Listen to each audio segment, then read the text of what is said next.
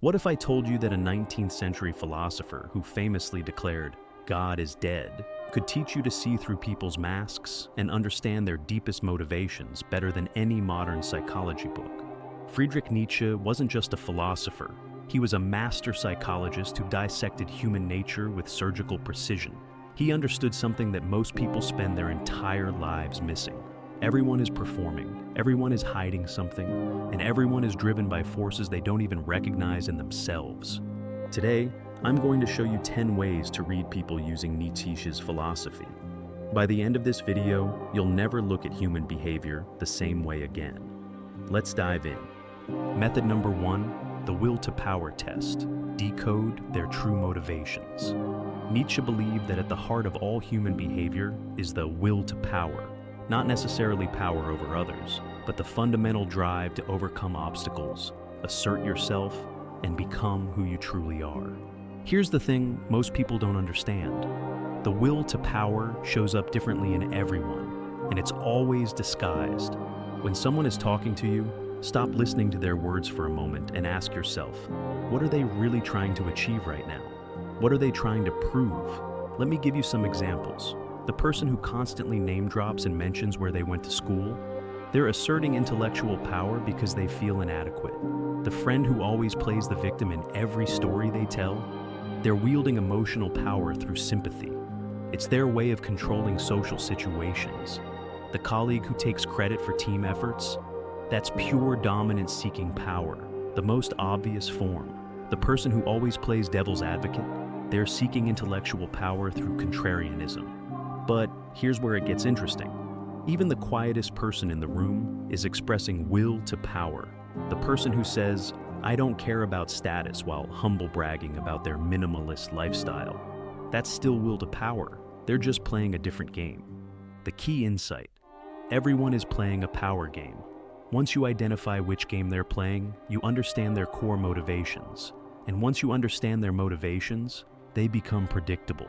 Nietzsche would tell you, don't judge the game they're playing, just recognize it for what it is. Method number 2, resentment detection. Spot hidden. Resentment instantly. This is one of Nietzsche's most brilliant psychological discoveries. And once you see it, you'll notice it everywhere. Nietzsche introduced the concept of ressentiment, a deep psychological state where people feel powerless to change their circumstances. So they cope by secretly resenting those who have what they want. These people don't just feel resentment, they build their entire identity around it. Here's how to spot it. Sign number 1, passive-aggressive behavior. Someone says, "I'm totally fine with it," but their tone, their body language, everything screams the opposite. That's resentment leaking out. Sign number 2, moral superiority. They constantly judge others to feel better about themselves. I would never do that. Can you believe people actually... This is how they cope with their own sense of powerlessness, by making everyone else morally inferior. Sign number 3, schadenfreude on steroids. Watch their face when someone successful fails. Do they light up? That's resentment. They couldn't achieve it themselves, so watching others fall becomes their only victory. Sign number 4, the must be nice people. Listen for phrases like, must be nice to have money. Some people have all the luck. Not everyone can afford to. These phrases reveal everything. They're admitting powerlessness while simultaneously judging those who have power. Here's what Nietzsche understood. People consumed by resentment will never help you rise. They're psychologically invested in you staying at their level. The moment you start succeeding, they'll subtly undermine you, not out of malice, but because your success reminds them of their own stagnation. Pro tip: if someone constantly tells you why things won't work, why you should be more realistic, why success is for other people, that's resentment talking. Distance yourself accordingly. Method number 3, the mask theory. See past everyone's persona. Nietzsche wrote, "Every profound spirit needs a mask." Here's what he meant. People don't show you who they are. They show you a carefully constructed version of themselves designed to get what they want from the world. And here's the part nobody tells you. The bigger the mask, the deeper the insecurity.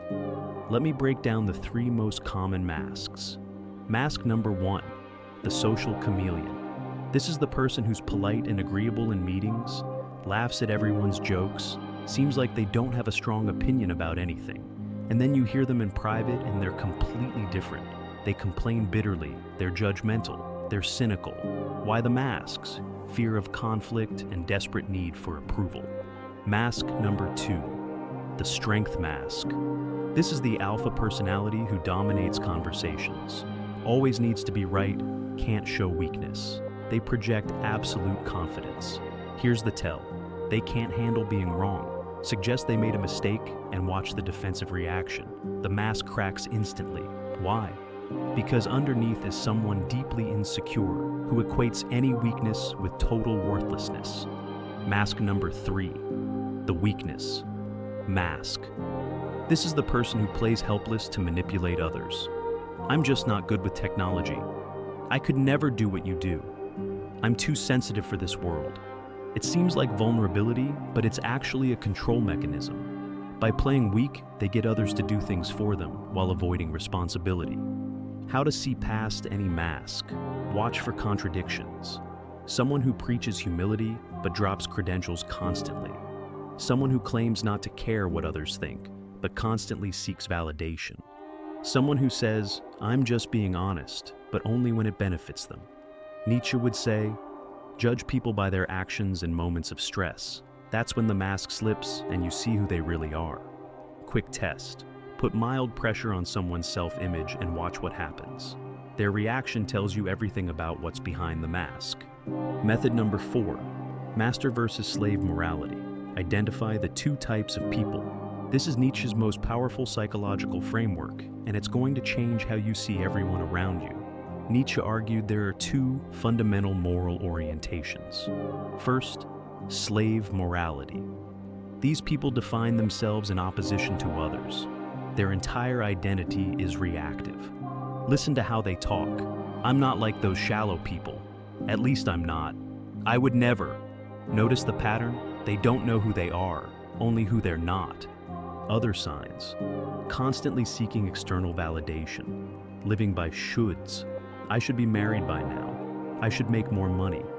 Their opinions change based on who's in the room. They need permission to do what they want. They're victims of their circumstances. Now, master morality. These people define themselves by their own values. Their identity is creative, not reactive. How they talk. This is what I value.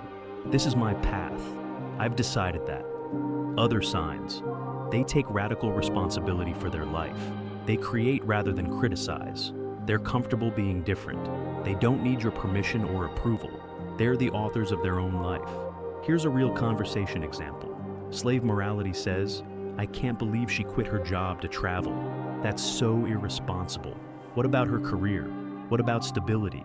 She's going to regret that. Master morality says, that's not my path, but I respect her decision. She's choosing what matters to her. See the difference? One is judging to feel superior. The other is creating their own meaning without needing others to be wrong. Why this matters? Slave morality. People will always try to pull you back to their level. They're psychologically threatened by anyone who breaks the rules they've imprisoned themselves with. Master morality people will inspire you to become more yourself. The brutal truth, most people operate from slave morality. They're not living their life. They're performing the life they think they're supposed to live. How to test this? Ask someone why they made a major life decision. Slave morality answer, because that's what you're supposed to do. Or, because everyone else was doing it. Or, because my parents wanted me to. Master morality answer, because I examined what I value and this aligned with it. One group is following a script, the other is writing their own. Method number 5, the eternal return test. Measure authenticity. Nietzsche posed this thought experiment. What if you had to live your life exactly as it is, over and over, forever? Would you embrace that fate? This is one of the most powerful psychological tools you can use to read people's authenticity. When you're observing someone, ask yourself, would they willingly relive this moment they're in right now? Example number 1, the complainer. You know that person who complains about their job for the 50th time, but does nothing to change it? Would they want to relive this? Number. They're trapped, not choosing. They're lying to themselves about their own agency.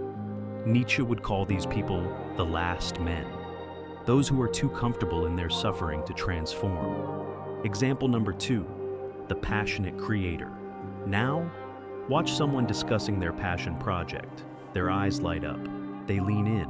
Time disappears for them. Would they relive this? Absolutely. They're living authentically. The principle: people who constantly complain but never change are not living. They're just existing. They've given up their will to power and resigned themselves to resentment. People who are energized by their life, even when it's difficult, are choosing their fate. They're authentic. Pro-observation tip: listen to the ratio of complaints to solutions in someone's conversation. High complaints, no solutions equals inauthentic, trapped. Acknowledges challenges, focuses on action equals authentic, free. The eternal return test reveals who's awake and who's sleepwalking through life. Method number 6, the Übermensch identifier. Recognize true versus fake leaders.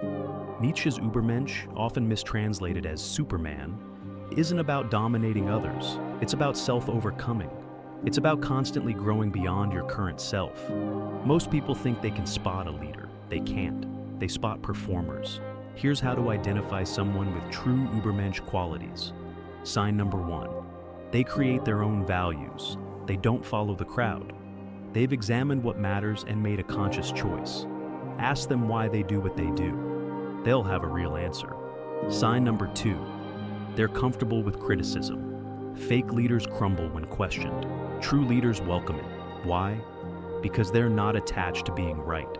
They're attached to growth. Sign number 3. They view obstacles as opportunities. Listen to how they talk about setbacks. Do they complain and blame? Or do they say, "Here's what I learned"? Sign number 4. Zero victim mentality. They take full responsibility. Even when something wasn't their fault, they ask, "What could I have done differently?" They know that blame is powerlessness. Sign number 5. Uncomfortable honesty. They'll tell you the truth even when it makes them look bad. They value integrity over image. Now, here are the red flags of fake leaders. Red flag number 1. Need constant validation. They post every achievement. They name drop.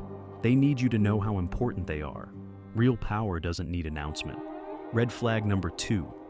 Blame others for failures. My team didn't execute. The market conditions weren't right. Always an external excuse, never internal examination. Red flag number 3. Preach one thing, do another. They talk about work-life balance while emailing at 2 a.m. They preach authenticity while curating a fake social media life. Red flag number 4. Can't admit being wrong. Watch what happens when you catch them in a mistake. Do they acknowledge it and move on? Or do they deflect, justify, and get defensive? Real leaders have no ego attachment to always being right. Red flag number 5. Seek power over others, not mastery over themselves. They want to control people rather than inspiring them. They need subordinates, not collaborators. The Übermensch doesn't need followers to feel powerful. They're powerful because they've mastered themselves. Method number 7, the genealogy technique. Trace the origin of their beliefs. Nietzsche taught us to ask, where did this belief come from? Most people have never examined why they believe what they believe. They're running on autopilot, operating from programming they received years ago. Here's how to use this. When someone states a strong opinion, trace it backwards in your mind. For example, someone says, "You should always be humble." Ask why. Because prideful people are bad. Why is that bad? Because society says so. Origin. Adopted belief, not examined. They've never questioned it. Versus someone who says, "I value directness." Why?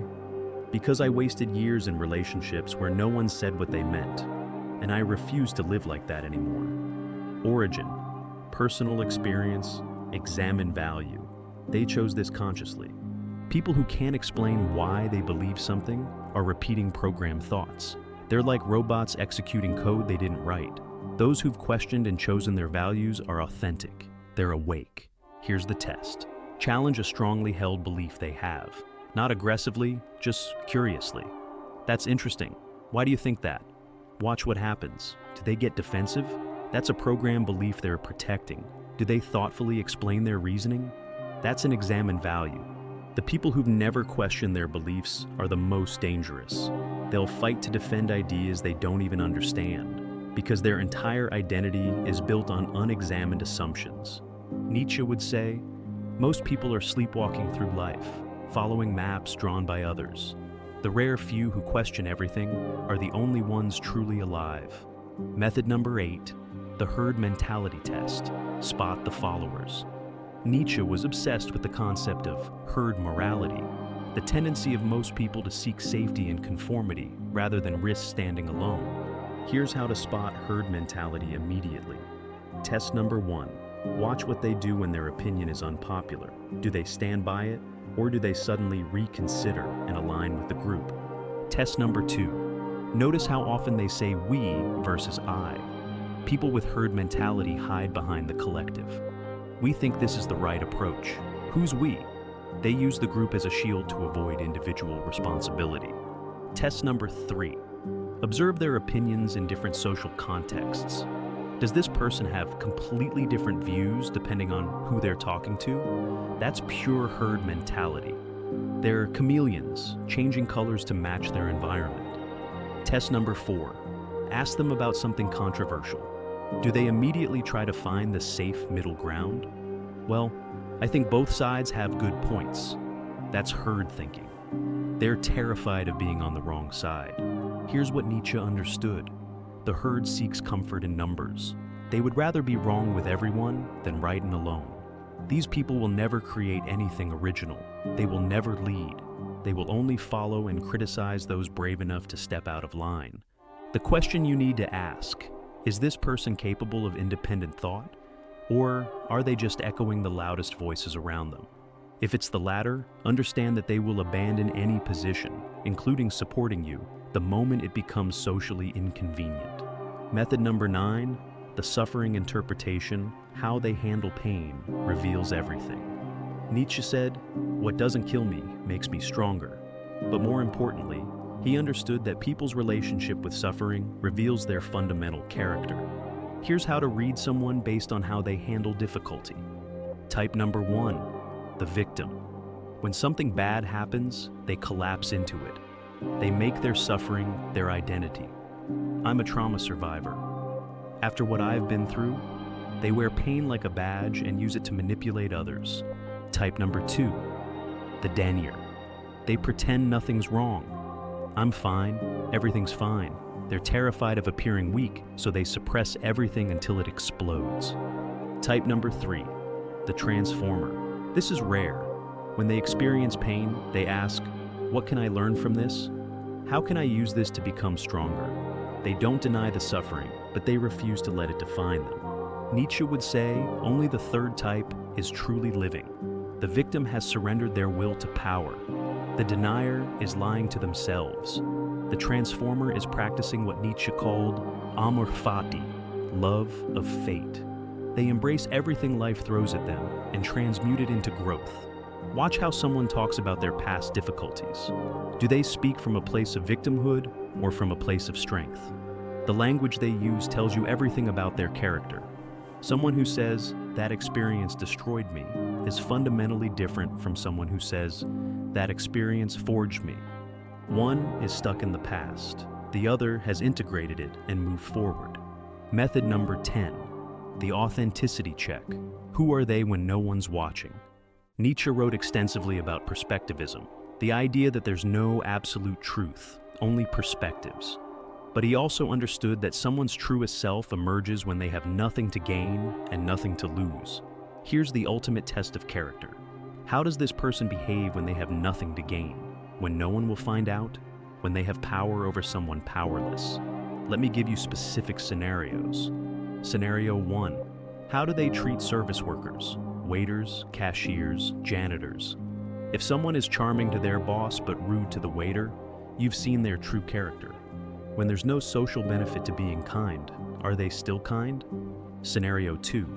How do they behave when they think no one important is watching? Do they cut corners? Do they lie about small things?